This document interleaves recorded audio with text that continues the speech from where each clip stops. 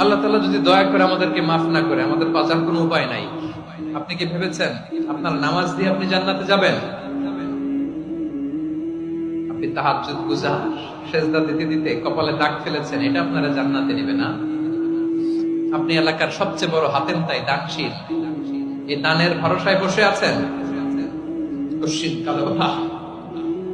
আমাদের নামাজ, আমাদের রোজা, আমাদের ইবাদত, এগুলোকে মিজানের পাল্লায় উঠালে কোনো ওজনই হবে না। তবে আমাদের একটা কৌশল জানা আছে, আমরা আল্লাহর রহমতের ভিখারি।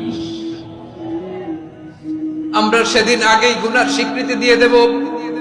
আমরা বলবো, আল্লাহ তুমি প্রশ্ন করার আগে তোমার একটা কথা বলি, আমারে কিছু জিজ্ঞেস করো না, আমি সব করেছি। এমন কোন পাপ নাই যে পাপ আমারে দিয়ে হয় নাই। তোমার রহমত দিয়ে তুমি জান্নাতে পাঠাবা। তোমার